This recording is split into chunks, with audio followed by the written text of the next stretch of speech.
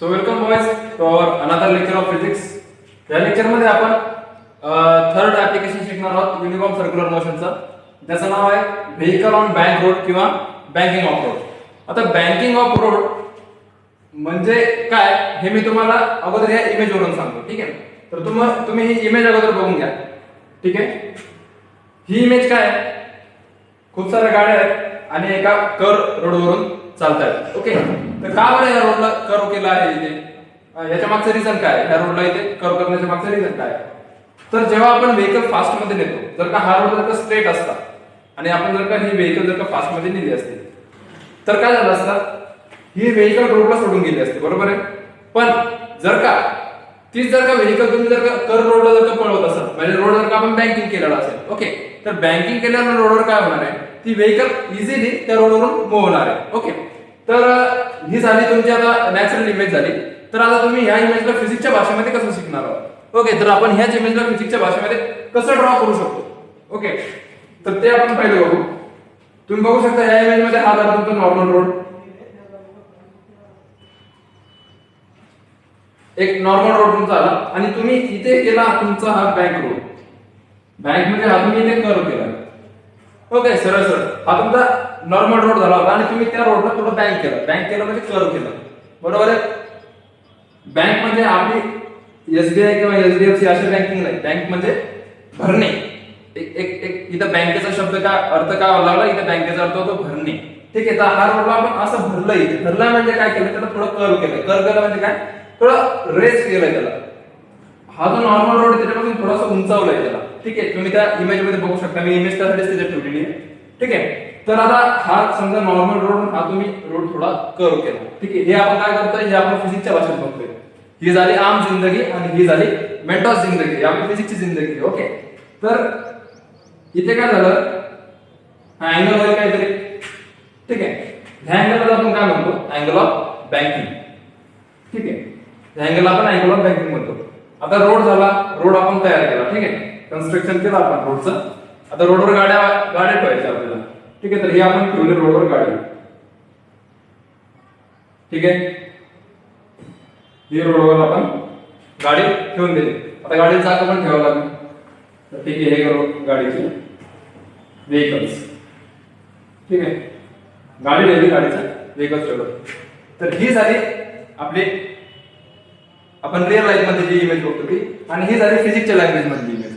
Okay, तर आता आपण ही इमेज स्किप करून टाकूया. आपण फक्त आता ही इमेज शिकणार आहोत की याच्यामध्ये, ह्या इमेज मध्ये नेमकं फिजिक्स काय, बँकिंग ऑफ रोड मध्ये फिजिक्स काय दडलेलं आहे हे आपण शिकणार आहोत.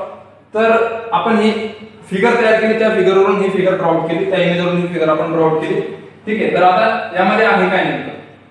ठीक आहे, तर याला तुम्ही आता याला आपण एक सर्कल मानू. ठीक आहे, जर का रोड असा कर्व होत आहे, तर असं कर्व होत आहे म्हणजे त्याला कर्वला कुठेतरी एक सेंटर असेल ना. रोड जर का असा कर्व व्हायला लागला तुमचा, तर काहीतरी इथे एखादा सेंटर असेल ना. जर का हा रोड जर का असा बँक व्हायला लागला, तर इथे काहीतरी सेंटर असेल ना, बरोबर आहे. तर काहीतरी सेंटर या साईडला असेल असं आपण गृहीत धरूया. ठीक आहे, आता ही झाली म्हणजे फिजिक्स मधली इमेज. आता याच्याकडे बघून फक्त एवढ्यानंच आपण फिजिक्स कळणार नाही यातलं. तर आता आपण मागचे 2 पॉइंट शिकलो, त्यामध्ये काय काय फोर्स याच्यावर अप्लाय होतात, ऑब्जेक्टवर काय काय फोर्स अप्लाय होतात हे आपण शिकलो. तर याच्यावर ऑब्विसली काही ना काही फोर्स ऍक्ट होणारच आहे, काहीतरी फोर्स अप्लाय होणारच आहे. तर ते फोर्स कोणते आहेत ते आपण बघूया. ठीक आहे, आपल्याला माहित असलेले फोर्स कोणते, जे की आपल्याला नॅचरली माहिती आहे. काय होणार आहे, याचं वजन त्या रस्त्यावर पडणार आहे, म्हणजे काय, वेट खाली डाऊनवर्ड डायरेक्शनला जाणार आहे. आपण तेवढं आपण घेऊया, जे सोपं आहे ते अगोदर करून घेऊया. ठीक आहे, हे काय झालं, mg तुमचा काय झाला गाडीचं वेट. ठीक आहे, आता सेकंड आपल्याला माहिती आहे की नॉर्मल रिएक्शन काहीतरी असते बघा प्रत्येक गोष्टीवर. ठीक आहे, तर याची नॉर्मल रिएक्शन अशी नाही जाणार, स्ट्रेट वरती जाणार नाही. का बरं नाही जाणार स्ट्रेट वरती, रोड कसा आहे, रोड असा बँक वाला लागला ना, तर त्याला त्या रोडला ते परपेंडिक्युलर राहील नेहमी. नॉर्मल रिएक्शन रोडला नेहमी परपेंडिक्युलर राहील. तुम्ही वॉल ऑफ डेथ मध्ये बघितलं किंवा मोदका मध्ये आपण बघितलं मागच्या लेक्चर मध्ये, अशी इथं व्हेकल असते, ते नॉर्मल रिएक्शन इकडे असते. का बरं, परपेंडिक्युलर असते ते रोडला. हा रोड समजून घ्या ना तुम्ही. वॉल म्हणजे काय झालं, ही वॉल म्हणजे काय झालं, त्या वॉलवरून चालते ती, म्हणजे ही वॉल ह्या गाडीसाठी काय झाला, रोड झाला. म्हणजे नॉर्मल रिएक्शन त्याला परपेंडिक्युलर होती. इथे रोड असा आहे म्हणजे नॉर्मल रिएक्शन कशी राहील, अशी राहील त्या रोडला परपेंडिक्युलर, बरोबर आहे. हे काय झालं तुमचं n झालं. ठीक आहे, इथपर्यंत क्लिअर झालं. n झालं mg झालं. ओके, आता कोणताही कोएफिशियंट घ्या तुम्ही मॅथमेटिक्सच्या लँग्वेज मध्ये, काही घ्या तुम्ही. हे असं समजा तुमचं एक प्लेन आहे. ठीक आहे, आणि हा तुमचा x पॉइंट आहे. ठीक आहे, आणि हा तुमचा इथे अँगल तयार झाला. ओके, या पॉइंटला काहीतरी अँगल तयार केला. तर ह्या पॉइंटचा हा जो x पॉइंट आहे, ह्या पॉइंटचा नेहमी राईट हँड साइड घ्यायचा आणि ह्या पॉइंटचा लेफ्ट हँड साइड घ्यायचा. तर राईट हँड साइडवर का आपण लिहितो x cos थीटा आणि लेफ्ट हँड साइडवर आपण काय लिहितो x sin थीटा. कुठेही असो, कसंही असो, राईट हँड साइडला आपण x cos थीटा लिहिणार, लेफ्ट हँड साइडला आपण x sin थीटा लिहिणार. ओके, तर तसंच आता काय झालेलं आहे, इथं आपल्याला n आलेला आहे. तर यांच्या राईट हँड इथं अँगल तयार झालेला आहे, काहीतरी अँगल तयार झालेला आहे. तर इथे काय येईल n cos थीटा येईल आणि इथे n sin थीटा येईल. ठीक आहे, आता इथपर्यंत तुम्हाला लक्षात आलं. ओके, आता इथपर्यंत जर का तुम्हाला कळालेलं आहे, तर आपण आता तुम्हाला फिगर कळाली. फिगरवरून तुम्ही कोणते कोणते फोर्स त्याच्यावर अप्लाय होतात तेही दाखवले. ठीक आहे, आता हे सगळं दाखवलं पण आपल्याला बँकिंग ऑफ रोडचे डेफिनेशनच माहिती. आपण सुरुवात करताना नेहमी डेफिनेशन पासून सुरुवात करतो ना. तर नेमकं बँकिंग ऑफ रोड आता हे झालं. पण फिजिक्स, आता बँकिंग ऑफ रोड काय ते आपल्याला कळालं. फिजिक्सच्या लँग्वेज मध्ये काय बँकिंग ऑफ रोड, त्याला असं थोडे नाही सांगणार आपण की आपण रस्ता आडवा केला त्याला बँकिंग ऑफ रोड म्हणतो. फिजिक्स लँग्वेज मध्ये त्याला काही डेफिनेशन द्यावं लागेल ना बँकिंग ऑफ रोडला. तुम्हाला जर काही एक्झाम मध्ये लिहायचं असेल, तुम्हाला पॉईंट किती पण कळू द्या, पण तुम्हाला जर काही एक्झाम मध्ये लिहायचं असेल तर फिजिक्सच्या लँग्वेज मध्ये लिहावं लागेल. बरोबर आहे, बँकिंग ऑफ रोडचे डेफिनेशन सुद्धा फिजिक्सच्या लँग्वेज मध्ये लिहावं लागेल. तर फिजिक्सच्या लँग्वेज मध्ये बँकिंग ऑफ रोडचे डेफिनेशन काय तुमच्या बुक मध्ये दिलेली नाहीये. डेफिनेशन मी तुम्हाला सांगतो, तुम्ही नोट डाऊन करून घ्या. ठीक आहे, तर डेफिनेशन काय आहे बँकिंग ऑफ रोडचे डेफिनेशन. सो आता आपण याची डेफिनेशन बघू. ठीक आहे, तर डेफिनेशन काय सांगते. Definition defined as the phenomena in which the edges are raised for curved road above the inner edges to provide the necessary centripetal force to the vehicle so that they take a safe turn. म्हणजे याचा अर्थ काय झाला की हा असा एक phenomena आहे बँकिंग ऑफ रोड. हा असा एक फेनॉमेना आहे ज्यामध्ये काय होतं माहिती का, जिथे कर्व रोड असतो आपला, जिथे वळण असते, समजा जिथे हायवे रोडला जिथे वळण असते किंवा ज्या रोडवर व्हेकल फास्ट चालतात त्या रोडवर जिथे पण वळण असते, फास्ट रोडवर जास्त तुम्हाला बँकिंग ऑफ रोड बघायला मिळते. तर जिथे पण कर रोड होतो तिथे हा फेनॉमेना जास्त यूज केला जातो. कारण कर रोडवर काय होतं, व्हेकल एकदम टर्न घेऊ शकत नाही कारण तिथं स्पीड फास्ट असतो. आणि जर का आपला प्लेन रोड जर का तिथे असला त्या कर्ववर आणि जर का व्हेकल एकदम फास्ट आली तर ती सरळ चालली जाईल रोडला सोडून, ही प्रॉपर रोड मधून येणार नाही. तर मग त्या ठिकाणी काय केलं जातं, हा फेनॉमेना यूज केला जातो. कोणता phenomena, in which the edges are raised for curve road. Curve road साठी त्याचे जे एजेस आहेत, त्याचे एजेस रोडच्या ज्या एजेस आहेत त्या कर्व त्या रेज केल्या जातात. आता रेज करणं म्हणजे काय की हा प्लेन रोड आहे. आता तुम्ही मी तुम्हाला रिअल इमेज दाखवली, त्यामध्ये बघितलं की एक असा रोड जात होता आणि याच्यावरती एक असा रोड कर्व केला होता. म्हणजे तुम्हाला कळतंय ना, ते इमेज वरून तुम्हाला कळते हा जो रोड आहे त्याची इनर रेज झाली. आता समजा या फिगरवरून जर का बघायचं झालं तर इथे जी इनर रेज झाली, इथे जी आउटर रेज झाली, आणि हा जो आहे हा आपला प्लेन रोड आणि हा असा कर्व केलेला आहे. ठीक आहे, हा रोड आपण कर्व केला. The raise for the curve road, हा रोड आपण कर्व केला. कशासाठी, बँकिंग ऑफ रोड आपल्याला सांगायचं आहे. बँकिंग ऑफ रोड मध्ये काय केलं आपण की एजेस आर रेज, कशाचे एजेस, रोडचे एजेस आपण कर्व केले. ठीक आहे, कर्व रोड साठी एजेस, रोड ऑफ एजेस आपण रेज केलं. ठीक आहे, about the inner edges, inner edge पासून आपण त्याला रेज करत आलो टू प्रोव्हाइड, काय प्रोव्हाइड करण्यासाठी, नेसेसरी सेंट्रिपिटल फोर्स. ओके, आता समजा हा टर्न आहे.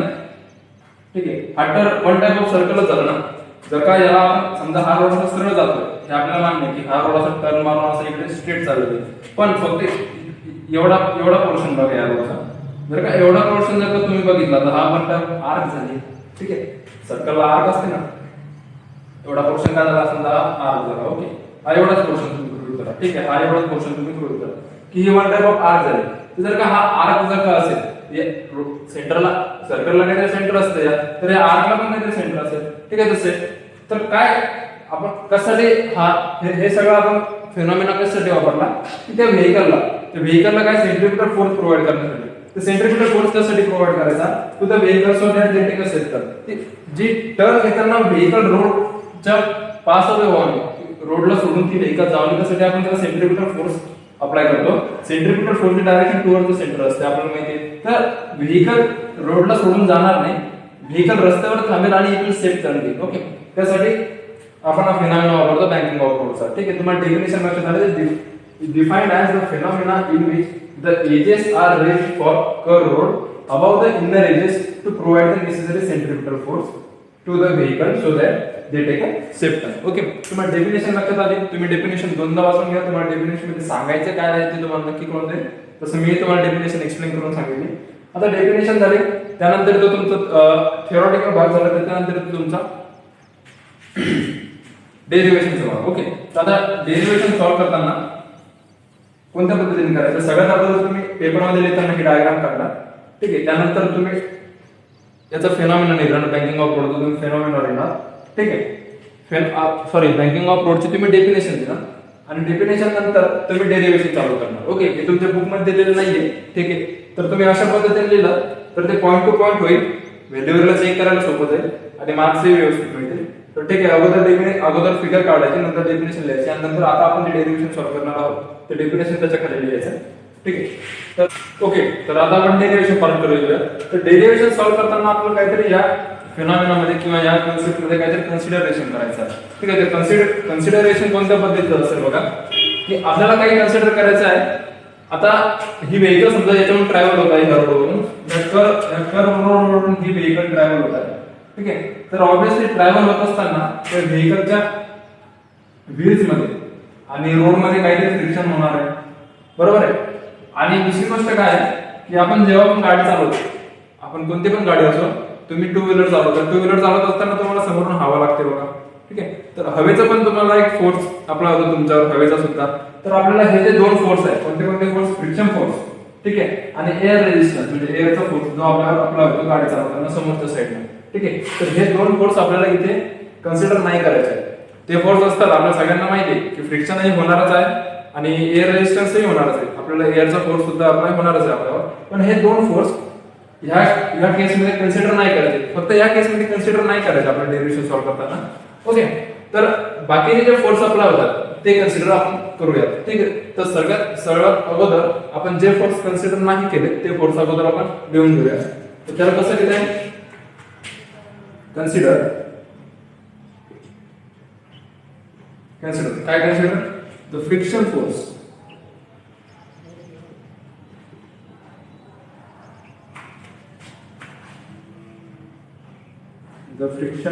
between tires of vehicle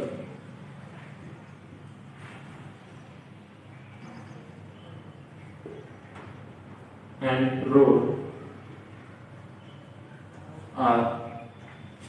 is not considered. काय कन्सिडर केलं आपण की फ्रिक्शन फोर्स कन्सिडर नाही केला. ठीक आहे, त्यानंतर काय कन्सिडर केलं आपण, त्यानंतर काय कन्सिडर केलं, the air resistance, the air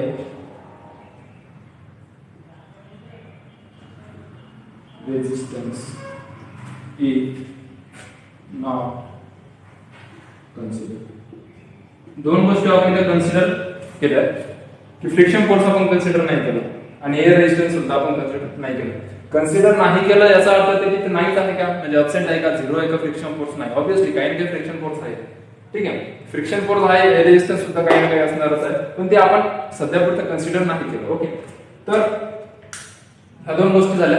आता याच्यानंतर आपल्याला ह्या केसमध्ये काय काय फोर्स अप्लाय होत आहे, काय काय फोर्स ऍक्टिंग होत आहे ते फोर्स आता आपण लिहून घेऊया. ओके, इकडे लिहून घेऊ.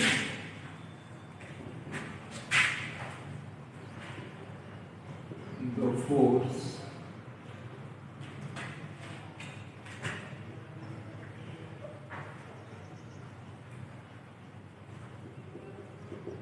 forces acting on vehicle. कोणते कोणते फोर्स ऍक्ट होतात,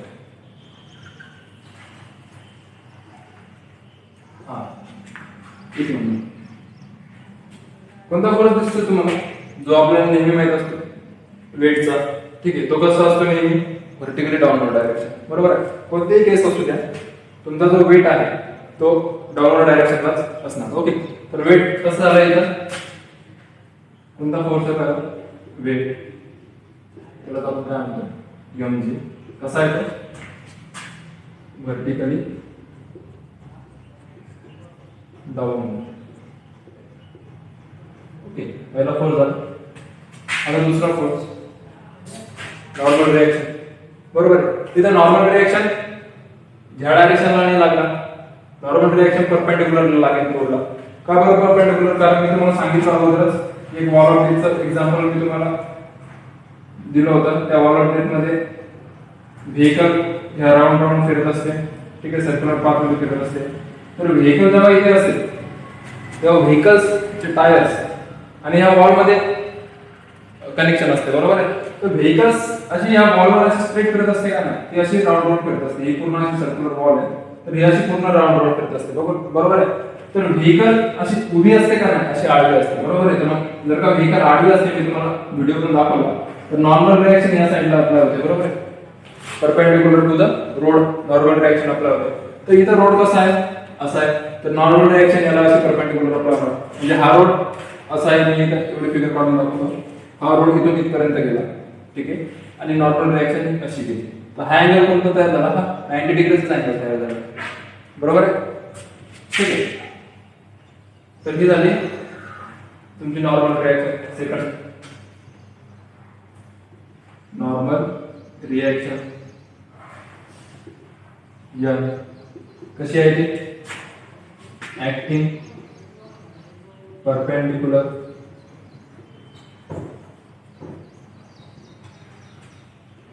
टू रोडला परपेंडिक्युलर. थर्ड केस काय, याचे कंपोनंट्स, नॉर्मलचे कंपोनंट्स कोणते कोणते आहेत ते, n cos θ आणि n sin θ. हे दोन कंपोनंट सुद्धा आपण लिहून घेऊया.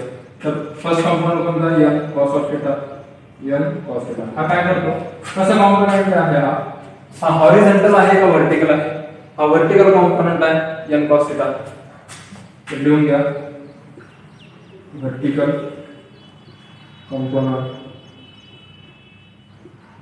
ओके, व्हर्टिकल कंपोनंट, ठीक आहे. कसा ऍक्ट करतो, काय करतो व्हर्टिकल कंपोनंट, हा काय वर्क काय परफॉर्म करतोय, हा की हा बॅलन्स करतोय वेट mg ला, ठीक आहे. कारण mg च्या अपोजिट डायरेक्शनला आहे ना, बरोबर आहे. mg जर का डाऊनवर्ड डायरेक्शनला आहे, त्याच्या अपोजिट साइडला कोणता आहे, n cos θ. आणि जर का अपोजिट साइडला जर का फोर्स असेल, ठीक आहे, तर ते एकमेकाला काय करतात, बॅलन्स करतात, बरोबर आहे. तर इथे काय करेल, n cos θ कशाला बॅलन्स करेल, बॅलन्स n cos θ बॅलन्स कशाला बॅलन्स करेल, वेटला,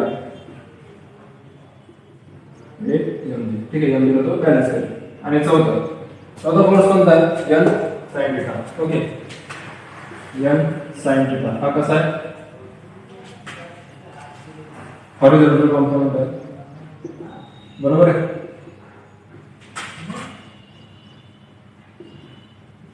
हॉरिझॉन्टल कंपोनंट तो काय करतो, बॅलन्स करतो. कशाला बॅलन्स करतो, सेंट्रिपिटल फोर्सला बॅलन्स करतो, बरोबर आहे. तो काय बॅलन्स करतो, सेंट्रिपिटल फोर्स बॅलन्स करतो, ठीक आहे. तिथपर्यंत क्लिअर झालं. आता आपण डेरिव्हेशन सॉल्व्ह करताना डेरिव्हेशन मध्ये जो काही थेरॉटिकल भाग आपल्याला लिहायचा होता, जे काही आपल्याला दिसत होतं, आपण काही कन्सिडरेशन केलं, नंतर आपण सगळे फोर्स लिहून घेतले. ओके, त्यानंतर आता इक्वेशन्स मांडायचे.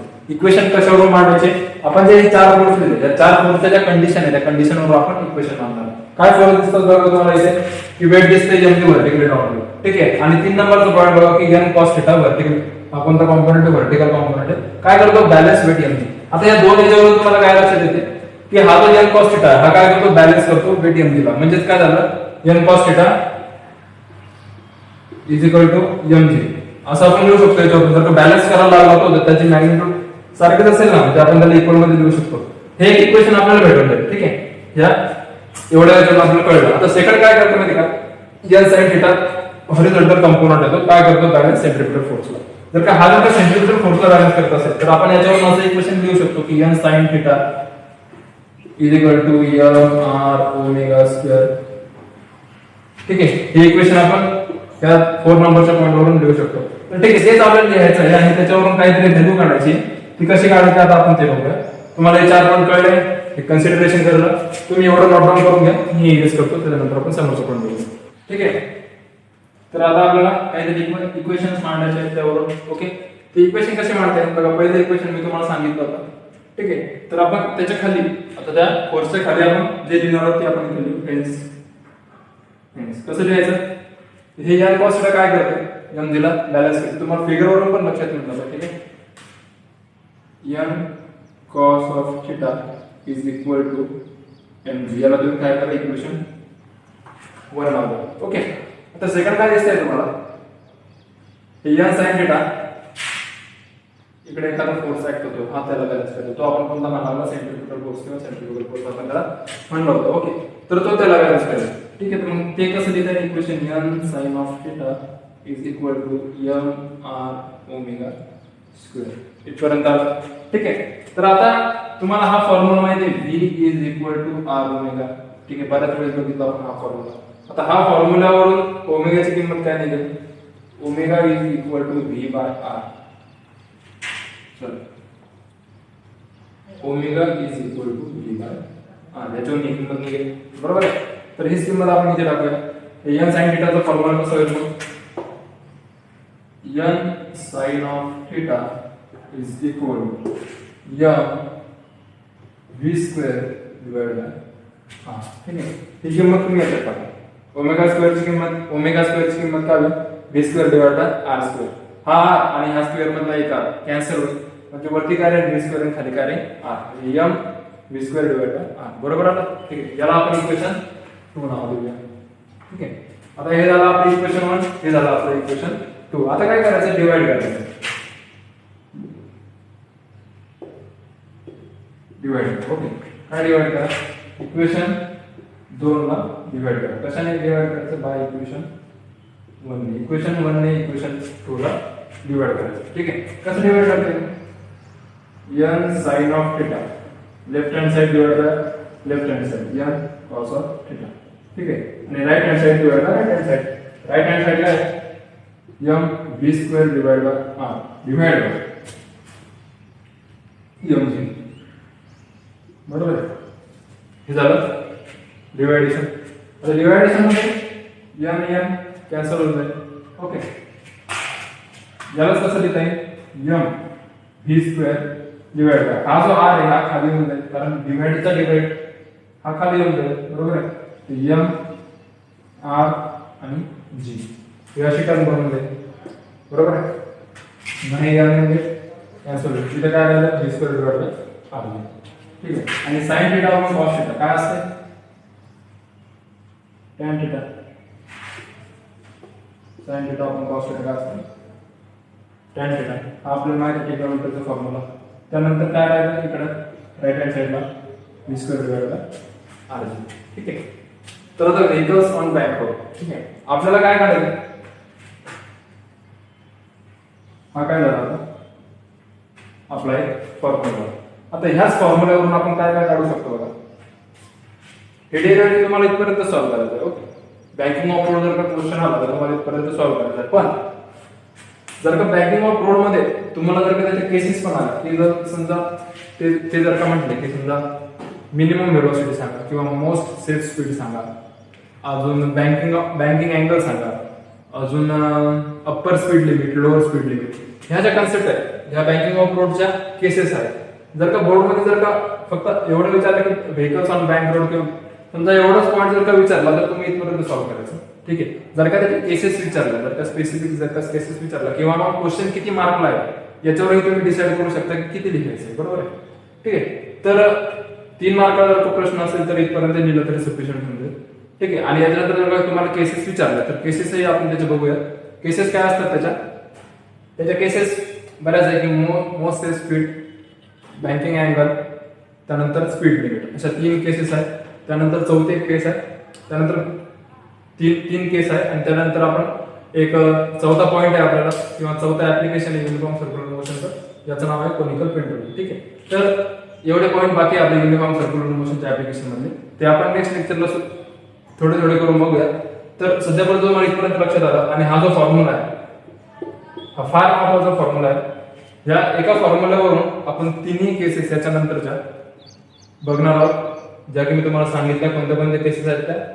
Most safe speed, speed limit आणि बँकिंग अँगल, या तिन्ही केसेस आपण बघणार आहोत. केसेस फार सोप्या आहेत, तुमच्या बुकमध्ये दिलेल्या आहेत, पण बुकच्या जरा वेगळ्या लँग्वेजमध्ये आपण बघूया म्हणजे तुम्हाला लगेच लक्षात येईल की बुकमध्ये थोडं कॉम्प्लिकेटेड करून दिलेलं आहे, थोडं बेसिक सांगितलेलं नाहीये किंवा मग डेरिव्हेशन पूर्ण सॉल्व्ह करून दिलेलं नाहीये.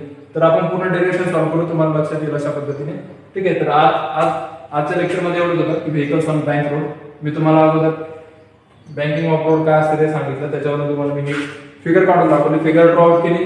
फिगर ड्रॉ आउट केल्याच्या नंतर आपण काहीतरी कन्सिडरेशन केलं त्याच्यामध्ये.